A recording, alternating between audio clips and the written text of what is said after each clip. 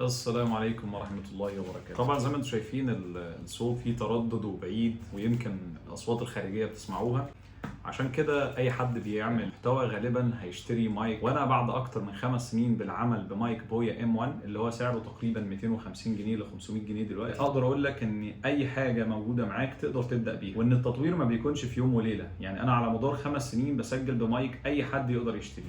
احب اشكر هيثم حسن لان هو اللي ساعدنا اشتري المايك ده، فشكرا ليك يا باشمهندس هيثم. ده شكل المايك زي ما انتم شايفين، بيجي بعلبه بالشكل ده. طبعا ده كتيب التعليمات اللي مفيش حد اصلا ينظر اليه، ولكن انا بحب اقرا الحاجات دي احيانا لانها كتيب. بعد ما بتشيل المايك من العلبه بيكون في غطا كده انت هتشيله، وهنشوف مع بعض ايه اللي داخل الغطا ده اللي موجود هنا. الشنطه دي ما شاء الله يعني الكواليتي بتاعتها لذيذه. بيجي مع المايك القطعتين دول وظيفتهم بس يقللوا من الضوضاء في الشارع. ودي الوصله بتاعه الموبايل، ووصله الشاحن بتاع الكيس نفسه اللي بيشحن المايكات. وده المايك اللي هو اهم حاجه اصلا معانا النهارده. بسم الله.